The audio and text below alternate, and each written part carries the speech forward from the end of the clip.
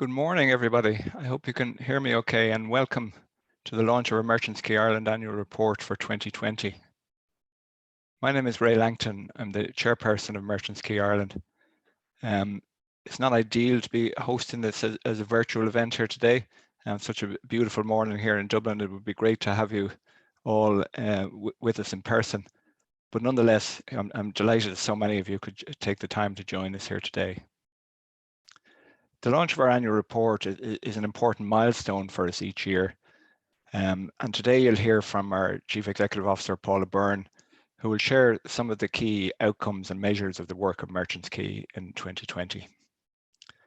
I'm also delighted that Ivana Bacik has kindly joined us today to help us with the launch of this report and to add her perspective on the work of Merchants Quay and the needs in our community around the whole areas of homelessness and addiction.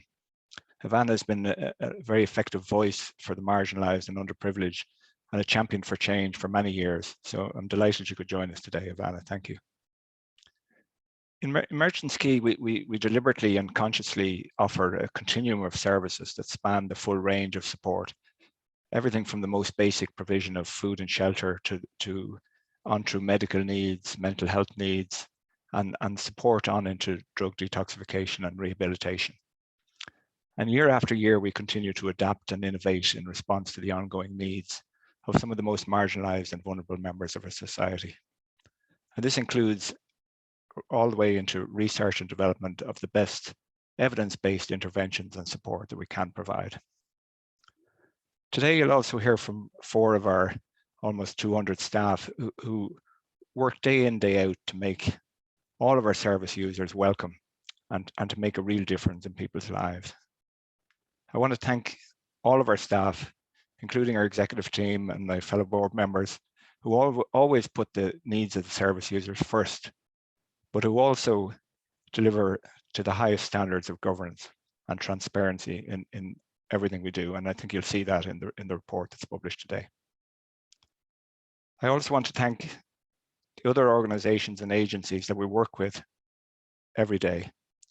So that includes the HSE, the Dublin Region Housing Executive, the DCC, Dublin City Council, Section 39, Homeless and Addiction Services, and the numerous voluntary and community organisations for the way that they've all responded to the pandemic and to the provision that they made for accommodation and support for those who are homeless or impacted by substance or mental health issues.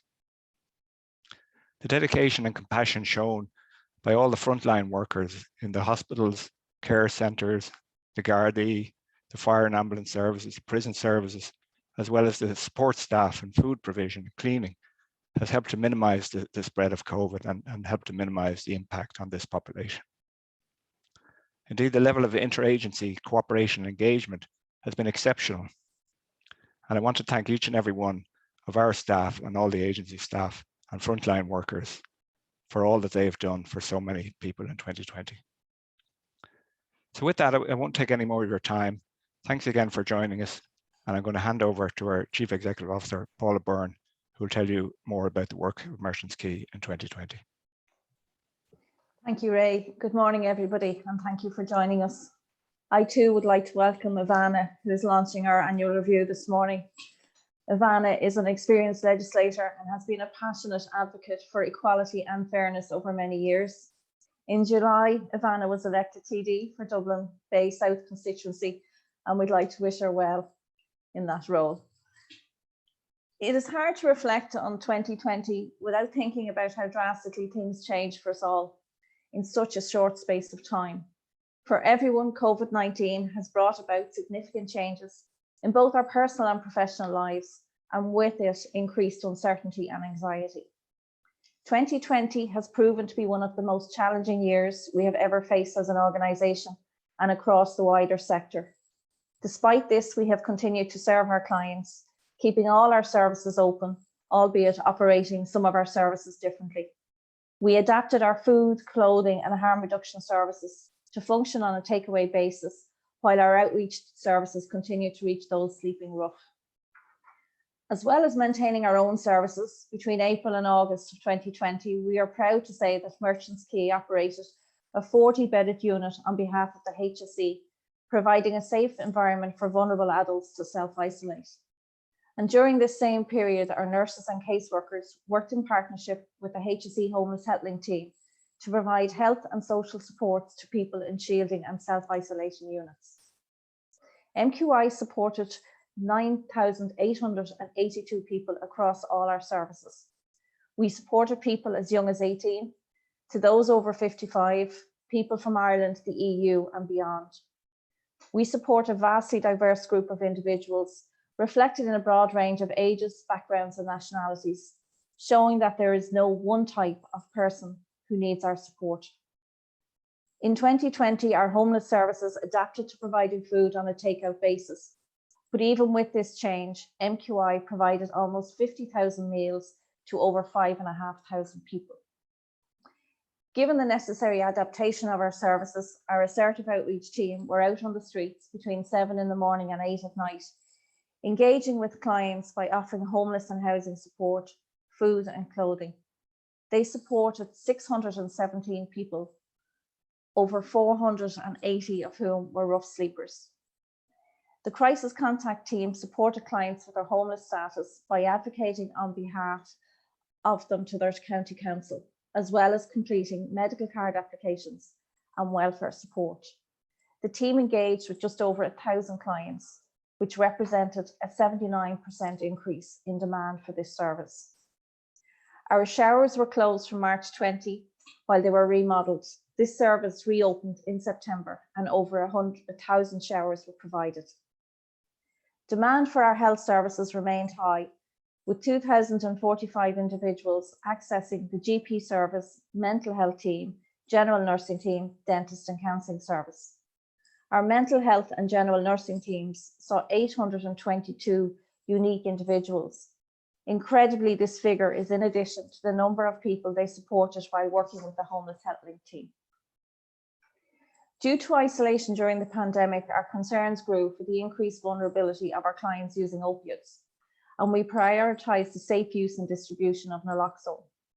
Throughout 2020, over 250 people were prescribed this medication, and I would like to thank the GPs in Riverbank who supported us in providing this vital service. In August 2020, MQI received funding from the HSE, which allowed us to recruit a dedicated worker to engage with our clients around accessing hepatitis C treatment, either through our GP service or through collaboration with St. James's Hospital.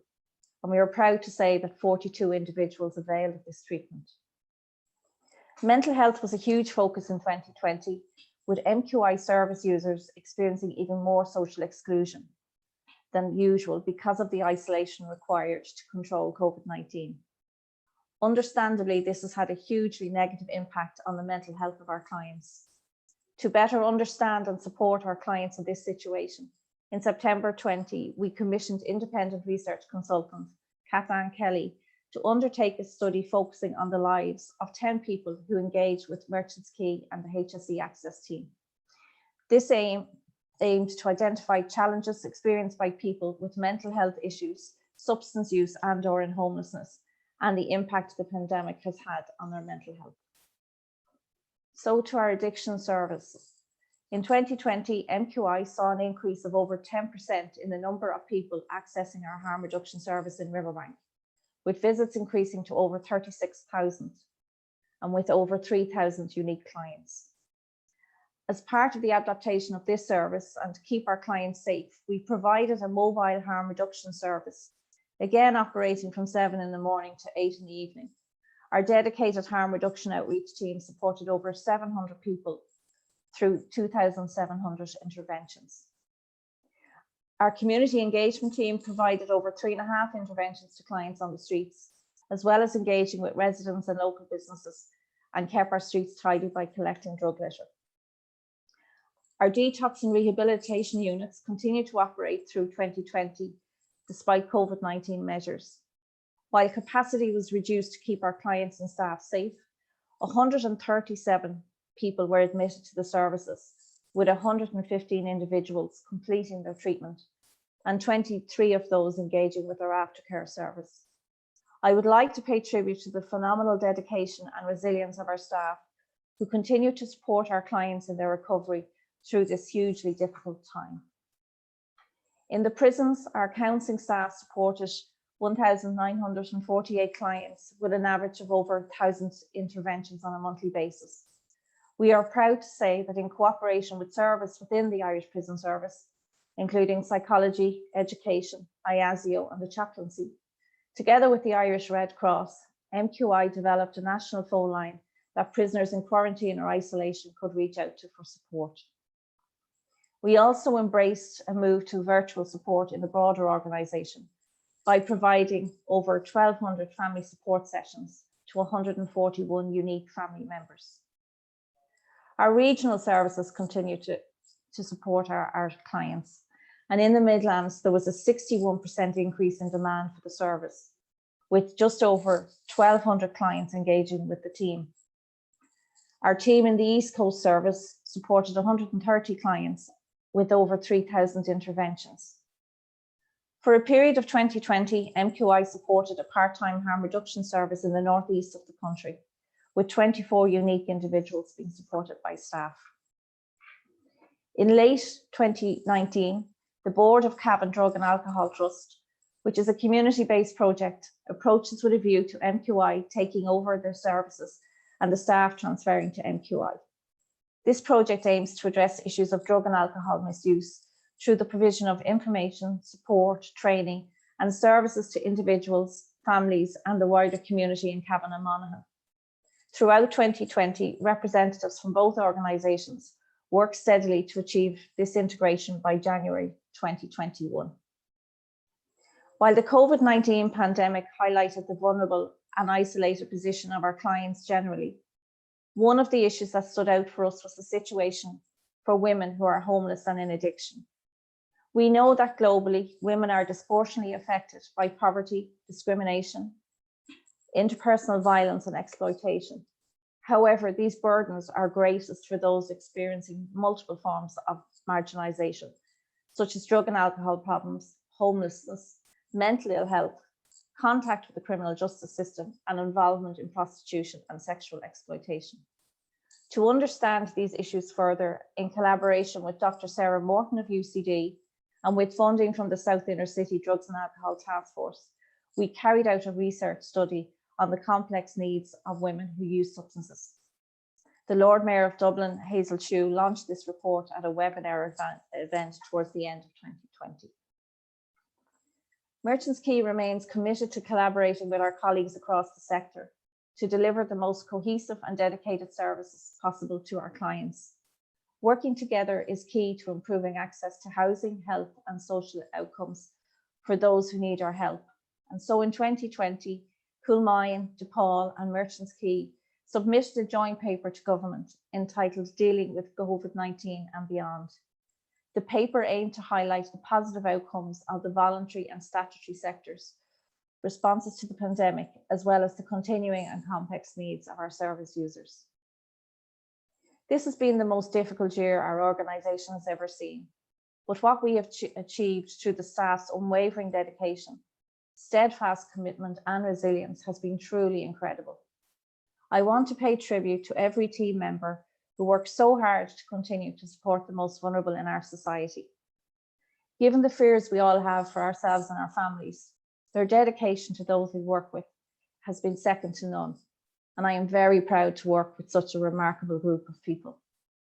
I would like to acknowledge all our colleagues across the statutory, voluntary and community sectors who work closely with us on a day-to-day basis in the provision of services to those affected by homelessness, addiction and mental health. Of course, all our services require funding, and in this regard, I'd like to thank our colleagues in the Department of Health, the HSE, the Irish Prison Service, the Dublin Regional Homeless Executive, the Probation Service, TUSLA, and the Regional and Local Drugs Task Forces. Without our amazing supporters, we could not do the work we do or provide the much needed services to those that rely on us for our help. I would like to say thank you to our individual and corporate donors. In 2020, you have helped to further support our clients by facilitating the increase of staff in our nursing teams and have reached out to those that are sleeping rough on the streets through our outreach teams. As we further open our services in line with HSE and government guidance, I want to recognise how successful our services have been throughout this crisis. across the board. In addition to providing fixed-based supports, moving to virtual supports and adhering to guidance, the prioritisation of our outreach services has been a major success, with a great number of clients linking in with both of our amazing teams. And this is a service development that will continue. MQI remains steadfastly committed to dismantling the stigma around mental health. And in this regard, we will continue to be a voice for our clients and advocate on their behalf, particularly around greater collaboration between mental health and addiction services to ensure the best possible outcomes for them. In responding to the challenges facing women accessing homeless and addiction services today, we considered it an urgent priority to deliver gender responsive and trauma-informed services to support women with complex needs. We aim to provide a female-only wellbeing centre that will act as a safe haven where vulnerable women can feel welcome and heard. I wish to particularly acknowledge the support of Crewmine, Ruhama, Daisy House and Angoshka as we move to open this service. It is well documented that societal impacts of a major crisis can be broad and lasting, and we have yet to appreciate the long-term impacts of the COVID-19 pandemic on drug and alcohol usage. However, we anticipated that they may be severe, affecting communities and individuals economically, socially, physically, and psychologically. As we look to the future, it is crucial that the vulnerable people in our care have access to the services that they need. And with your continued support and partnership, MQI remains committed to delivering on this objective. While we look over the data from the past year, it is important to remember that these statistics represent a person, someone's child, someone's sibling, someone's friend. We have all had an extremely tough year, but for those who are struggling with homelessness, addiction, and complex health and mental health difficulties, the challenges they have faced have been overwhelming. I want to acknowledge and pay tribute to the incredible strength and resilience shown by our clients through this time. I am inspired every day by the people who come to Merchants Quay, and this year has only served to highlight this. I would now like to invite Ivana to formally launch our annual review and to say a few words. Thank you. Paula, thank you so much for the lovely words of introduction, and thanks also to Ray for those kind words. I'm really honoured to have been invited by Merchants Quay to launch your 2020 annual report. I've long been an admirer and supporter of the work that you do, and I'm really glad to be here, even online, and I hope that next year we'll be able to do this in person. I think the contents of the report show the immense commitment and resilience of the staff, the almost 200 staff at Merchants Quay, and to all who work in Merchants Quay and who work with you, and indeed who support the work that you do. I want to take the opportunity to commend you all on the outstanding work that you've done under such difficult circumstances over 2020. As Paula has said, the most difficult year for you all in terms of the service you offer. I'm particularly struck that even in such a difficult time and such a difficult circumstance, that you've supported nearly 10,000 people from so many walks of life across the country. And I'm particularly glad to see the expansion of services to the Midlands and well beyond through the work you've done over the last year. I want to commend you all for keeping the life-saving services that you offer open also, and for the immense adaptation measures that you've had to deploy. In other words, things like moving to a takeout service for food, expanding the outreach team, and so on. Over a year into the pandemic, indeed 19 months in, it's clear that this COVID crisis, this devastating COVID pandemic, has magnified many pre-existing problems and inequalities in Irish society. As Paula has said, we've yet to see the true impact of the pandemic, but I think we can all anticipate the results and impacts will be severe on individuals and indeed on communities. And we know that the burden of this impact will be felt on those who are most marginalised, and those who are marginalised through poverty, through homelessness, through addiction, and through physical and mental health issues. So we do need, as policymakers, to prepare for what comes next. And I'll speak a little more about that in a moment. But I do just want to refer specifically to some of the issues that you've identified in this really excellent and important 2020 report. You've pointed out that demand has increased for your addiction services. And you've pointed out that for some of your clients, the COVID pandemic and associated restrictions have meant that the recovery journey has been put on hold or has been delayed or indeed has been put back. And that's a real concern. And I just want to endorse the measures that you've called for, that you believe will help to tackle the homelessness crisis and the addiction and mental health crisis that we're going to see and we're already seeing exacerbated by the pandemic. I want to endorse in particular the measures that you've proposed to address the issues, the gender issues involved in addiction that you've identified. And I'm very struck by the study that you launched, the complex needs of women who use substances, the study to which you refer in the report. You note that while 18% of your clients in 2020 were women, those 1,779 clients had particularly complex needs. And that these needs require a multifaceted and multidisciplinary response. And that women do need gender-specific services as a result. We know there are multiple forms of marginalisation for those women in addiction, and Paula, you've pointed that out, particularly for those women involved in sexual exploitation through prostitution. And I'm really glad to see the proposal you're making and indeed the plans you've put forward for a women-only wellbeing centre, and just to commend you for that. I think that's a really timely and important intervention for those women who are who clients that you have seen, and for other women who may need your service and may not have been able to avail of it yet. I want to also endorse your recommendations on tackling mental health issues. And we know again that the pandemic will undoubtedly have had a very severe impact on those who already have pre-existing mental health issues. And we need to see strong collaboration, as you have said, on mental health and addiction services and increased investment in mental health. And as co-convener of the Oireachtas All-Party Group on Penal Reform, we have had quite a number of engagements with Kathleen Lynch and with others, looking at how we address the mental health needs of those who are incarcerated in prisons, who are in the Central Mental Hospital, and how we address these complex needs, which may also involve needs for those with addiction issues. And I do also want to support the measures you've put forward on additional supports for young people leaving care who are at risk of homelessness or addiction. And again, I know from my time as a practicing barrister just how important those supports are. And I want to endorse your call for continued commitment from the government for the delivery of a medically supervised injecting facility in Dublin. And I suppose just to speak a little then about future and how the policymakers can address the sort of issues you've identified with future policy change. And I think that that's where we need to see a really radical and innovative change being made in our state policy on drugs to tackle the stigma associated, but also to tackle the continued criminalisation of what should be seen primarily as a health issue, that issue of addiction. And my colleague, Deputy Ivana Reardon, has really led on this and has recently been to the fore in proposing a change in policy to see drug use being tackled as a public health issue rather than a criminal justice issue primarily. We know the huge impact of drug addiction and we know the huge impact that it has had on so many communities, devastating families and communities across the country. We know also that we have the third highest overdose rate in Europe, and yet we haven't been brave enough to tackle this in a really concerted and radical way.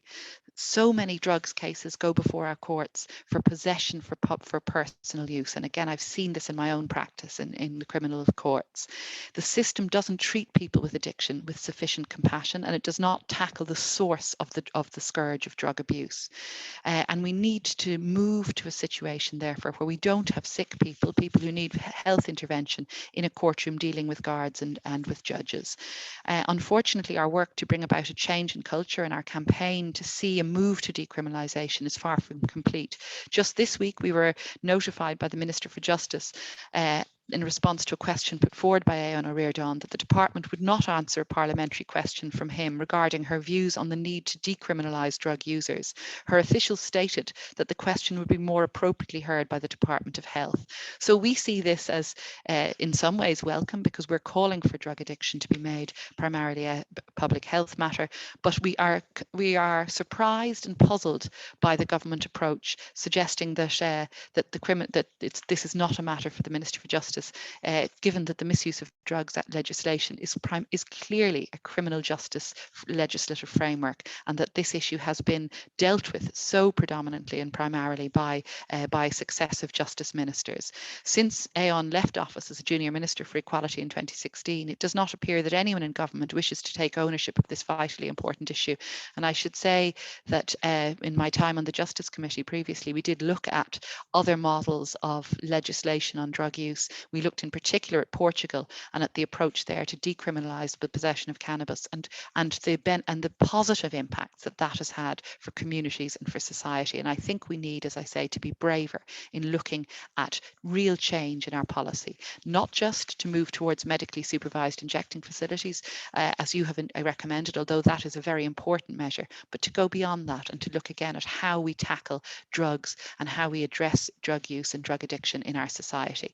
So Paula and Ray, I have gone somewhat beyond the scope of the findings, the important findings in your annual report for 2020, but I do wish to just return to those in conclusion and to finish again by just commending the immense commitment and the enormous resolve and resilience that your staff and all of your supporters have shown in carrying out such important life-saving work with your clients and ensuring that your services are not only continued but are adapted and expanded through this awful pandemic.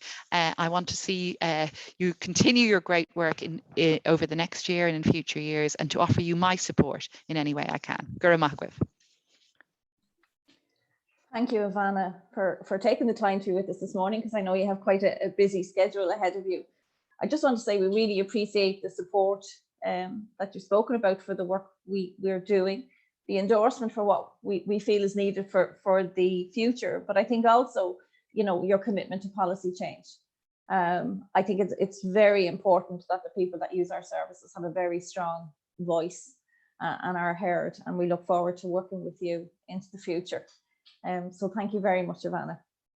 Thank you again, Paula, and apologies that I have to leave. Thank you. Thank you. I would now like to ask Sanjay Gulati, who is the Head of Drugs, Health and Homeless Services with MQI, to join us. Sanjay will host a short panel discussion around the need for gender-specific responses for women with complex needs. I'll pass it over to you now, Sanjay. Thank you, Paula. So welcome, everybody. As Paula highlighted, MQI are raising awareness about the urgent need for gender-specific services in Ireland for women with complex needs. We decided to use the occasion of annual review to again highlight this issue and to meet some of our team working with our female clients. So now I'll introduce the panel who would be discussing the issues after seeing the video. So we have Elaine Quay, who's the clinical nurse manager, Mary Kiribat-Koda, who's also a clinical nurse manager with MQI teams, and Fiona McDonald, who is a service coordinator for women's services. So welcome the panel. Before we start our discussion, I want to show a short film. This film highlights the story of Marianne, one of our female clients. While read by an actress to protect Marianne's anonymity, these are Marianne's own words. We felt it was important to have a female client voice at the very heart of this discussion. So now we'll see the video and then we'll hold a panel discussion. Thank you.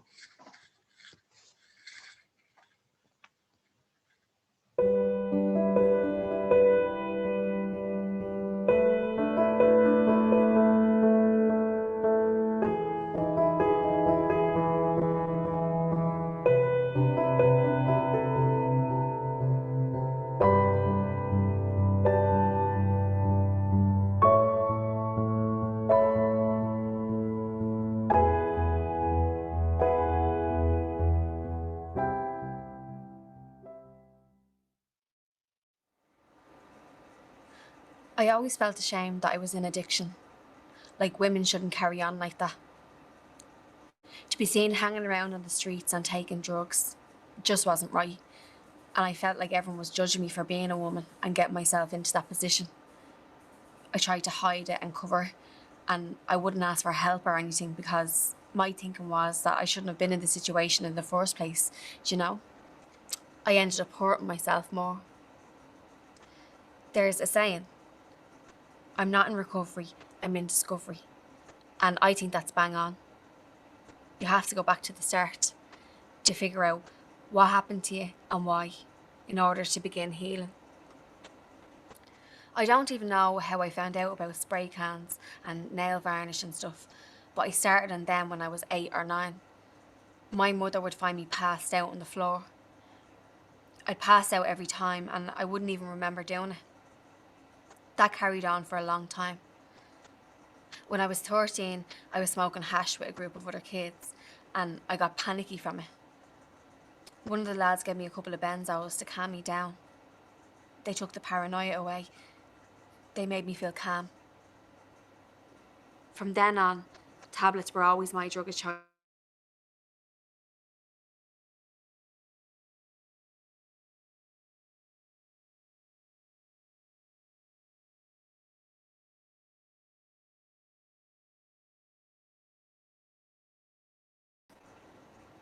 I needed that support, and it wasn't there. Yeah, there was stuff happening, and I was self-harming a lot. I've got tattoos to cover the scars now. I managed to stay in school till 5th year, trying to pretend like nothing was wrong, but I'd be out of my head. The teachers didn't know what to do with me. They knew I was out of it, but they couldn't prove it. After I left, I'd done FOSS for 3 years or so, but I was out of my head then too. I found out later that there were a couple of girls who were in recovery themselves who used to sit with me and look after me and make sure I got home okay. I didn't realise that's what was happening at the time. I thought everybody was on the same buzz I was. I tried to cover up what I was doing by taking courses, trying to get an education to cover up the fact that I was suffering inside. I tried to make everything look perfect on the outside, but lying all the time was killing me on the inside. You're constantly lying and telling more lies to cover those. And so every time you lie, there's 101 stories going on top of that. And then there's the guilt of lying. Waking up every day was a nightmare. I had a problem with alcohol, but tablets overtook that, and things started to get worse. That's when I realised, Marianne, you have got to do something. I was about 26 by that time. Bad things used to happen when I lost control, and that was kind of in the back of my head as well. This little grip of control you have left is going to go if you don't do something. Addiction was common in my family. Out of myself and 5 siblings, 4 of us struggle with addiction. My younger brother and sister don't, because my mother took them out of the town where we grew up. I look at them now and I think, when I was their age, I was in trouble with guards, passing out on the road and not knowing what I'd done the next day, waking up in cells, in mental hospitals. They've had totally different lives. You wouldn't think that we were the same family. But I suppose they grew up with us telling them never to go down that road, you know? I didn't have that. Even though I couldn't find a way out myself at the time, I didn't want them following me into that life. It's dangerous to try and detox from benzos on your own. Much more dangerous than heroin.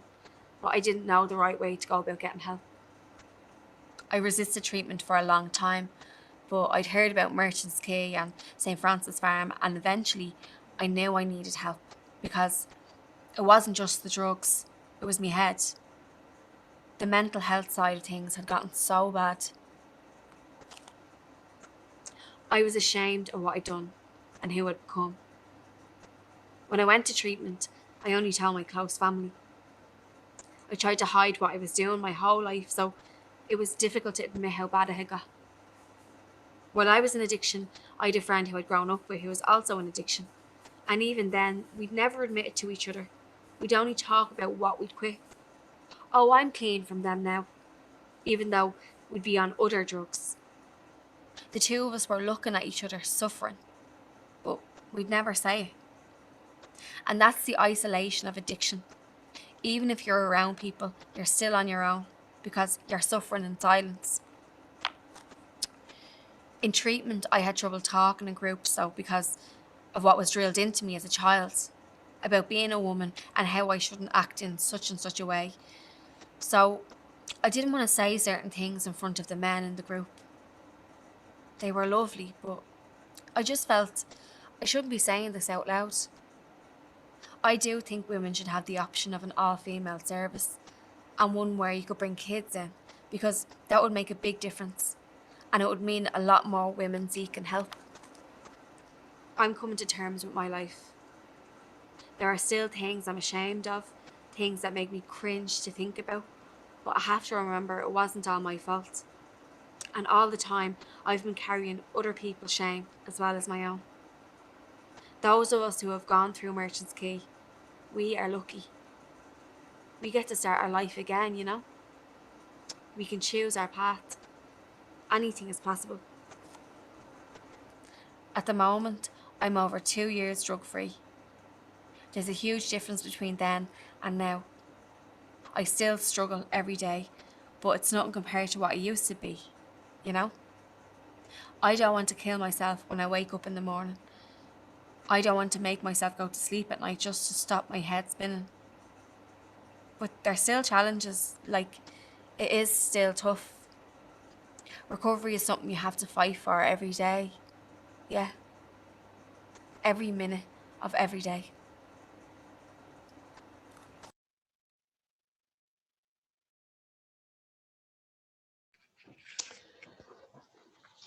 So for me, it was a very touching journey of Marianne, and some of the key challenges which came out. There are probably many, but we're going to address a few of them with the panel. So the first and foremost was the shame and stigma. The second, difficulty in accessing and while accessing treatment. And the third, around mental health and addiction. So coming back to the panel and taking on these 3 points of discussion, I'm going to put the first question to Elaine. Elaine, in the video, Marianne talks about difficulty in accepting her condition and then accessing treatment. Based on your experience and recently supporting Women Only Detox, what are the challenges and learning? Thanks, Sanjay. Yeah, so I suppose over the years of working in St. Francis Farm, there has been a noted lack of women applying for residential detox and rehab. Marianne mentioned in her video the stigma and shame associated with being a female in addiction. I suppose it's seen as not something women are supposed to do, and it can be a very lonely place for them. In our experience, women often suffer from abuse and trauma in their lives. They frequently try to hide the extent of the trauma and their addiction. And they can find it really hard to seek help. They often have childcare issues, which can prevent them from coming into a residential facility. And the prospect of coming into a predominantly male environment is scary for them. So I suppose this was the feedback that we were getting from women over the years, and the team put in place some procedures to try and reduce the barriers to accessing treatment. We prioritise females who ring up and say that they want treatment. We work really intensely with them to support them. We work with their community supports to get them in as quickly as possible into our unit. Earlier this year, I suppose the team took the opportunity to try a new approach, and we offered a female-only detox group. So in April of this year, we admitted 7 female clients from around Ireland into our detox facility for medically supervised detox and from methadone and benzos, and it was a safe, secure, female-owned environment. And we had then a move-on option to our rehab facility, which is also on site in St. Francis Farm. I suppose the feedback from previous female clients, the team were aware that women often struggle going into a male-dominated environment and found it difficult to talk about certain experiences in front of men. So prior to the admissions, the detox team participated in trauma-informed care training to better support and care for these ladies in their detox. We also restructured the program, so activities like a female-orientated group therapy, and a female-only gym session appealed to women coming into treatment, because I can imagine it can be very daunting going into a gym with mainly men in it. 6 of the females completed the detox program and went on to our rehab facility on site. And while this wasn't female only, I suppose the ratio of male to female was much more balanced. So therefore, it allowed the women to continue their recovery journey. They were empowered, they had support of each other. And I suppose some of the feedback we got from them was that it was, it was easier to open up in front of other women. That the gender-focused program was very good for them. And I suppose, interestingly, while the ladies weren't always the best of friends in St. Francis Farm at times, I recently spoke to one of them, and they had met up as a group. So they've all moved on from rehab now. And they met up as a group for a meal and a chat, and they had a lovely evening together. And I suppose that's really good for us to hear, that they have built that support network for themselves and peer support piece. So that was really good for the team to hear on that. So yeah, that's our experience. Great, thanks, Elaine.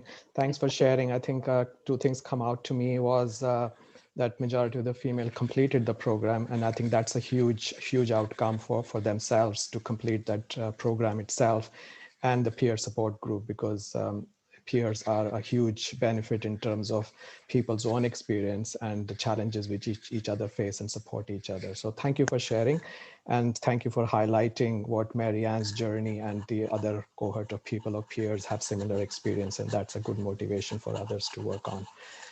So coming to our next challenge or issue which Marianne faced. So my next question is to Mary. So in the video, Marianne talks about her mental health and addiction. And we know through experience that people who are homeless face 2 prominent issues, mental health and addiction. Based on your experience, can you share with us what is dual diagnosis, and how do we support people who face both these issues, with particular focus on female clients?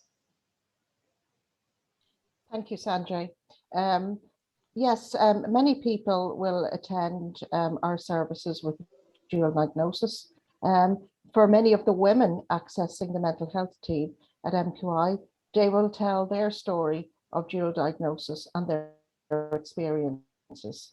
Sometimes this can be a story of unmet need. Many women will describe their mental health issues, including depression, postnatal depression, psychosis, bipolar affective disorder, and all of this possibly for many of the women combined with an addiction issue. Many of these women will also have had experiences of mental health hospital and the stigma attached to these admissions. For women, they can be the linchpin of their families. They're the women rearing their children, and the effect that all of this has both on that and on their partners and their partners' lives. If possible, in MQI, we try to offer these ladies support and treatment in one location. And as far as possible, we also try to be as realistic as possible in providing appointments that they can attend, whatever day or time this might be. We move on with these women in terms of our evidence-based practice, and we will conduct a full assessment. This assessment will include an assessment of their mental health and issues related to addiction. We also undertake, and it's very important for women, full physical checks, just to ensure there's no underlying health issues. We gain a picture of understanding of their trauma and the trauma they've experienced, and we do this with particular compassion and non-judgment. We endeavour also to understand issues relating to exploitation and criminality. When a full assessment has been conducted, we plan their care, and we do this jointly with the women so that they understand the nature of the work that we will continue to do with them. The treatment model that we used is based on case management and psychosocial interventions. When the women are ready, and only when they're ready, we will try to link them with other agencies as appropriate. And we are particularly focused in this work in terms of the best outcomes for women with a dual diagnosis. We also address issues relating to the benefits of medication, particularly in relation to their mental health or any detox programs. Our doctors at MQI work closely with the mental health team and the nursing team in prescribing and ensuring that these women understand their treatment regimes, and also that they can link and ask questions. We know that the best outcomes for them are when they understand their treatment and they can be compliant with it. Given the complex nature of dual diagnosis, it's important sometimes to link people with the wider health environment and our colleagues in the HSE. We do this when people are ready, and we support them through it. We will, if appropriate, attend appointments with them and help them navigate the whole remit of health services in order that their needs are met. When our treatment packages finish, it doesn't necessarily finish for our clients. We are always there in the background, and they can return to the service for support or to re-engage at any point as their needs arise. Thank you. Okay, thanks, Mary. Thanks, Mary, for sharing. I think two things come out to me is collaborative service, because it's very important that a holistic collaborative service is imparted to the people. And the second part is that it is led by the person themselves, because that buy-in is very important for personal recovery, that people lead their own recovery process, and we are there to support that journey. So thank you for sharing that, Mary.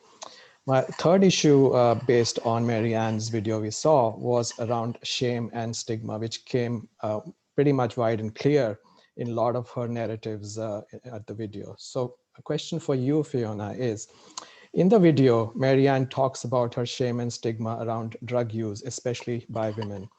You have been working on MQI's new initiative, which is Jane's Place. How do you think this place will help people like Mary Ann? Thank you, Sanjay. So yeah, I think Jane's Place will help women because I think it will offer them a safe space. For vulnerable women like Marianne, who are carrying with them the shame of being a woman in addiction.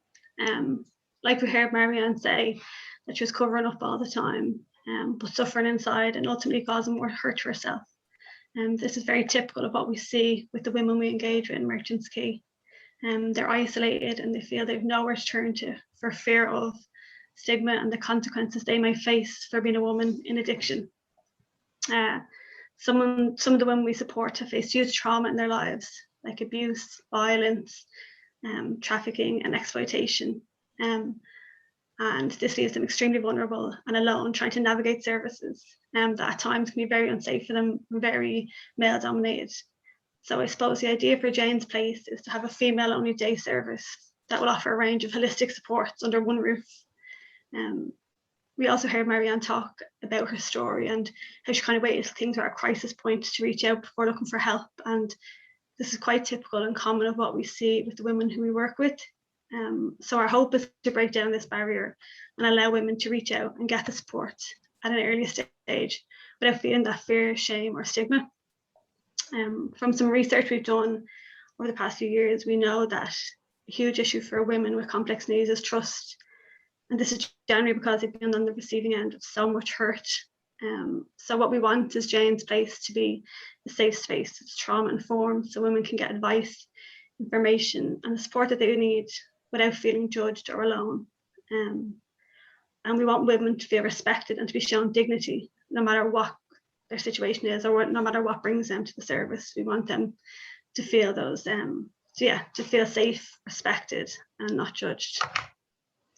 Great, thank you, Fiona. I think a few things you highlighted was very good, was in terms of Jane's Place, not only being a safe place, but it's also going to be a place where you're not only dealing in crisis situation, but prevention and early intervention. I think prevention and early intervention breaks the cycle for people. So I think that would be really a good place for us to work on, because that offers a continuum of service for MQI. So thank you all. And it was really good to hear your experience from the front line and sharing your knowledge in terms of what Mary Ann faced and what other females are facing, and how MQI services from here will help in supporting those. So great. I think we're going to conclude this panel discussion here, and I'm going to pass this back to Ray. So thank you all.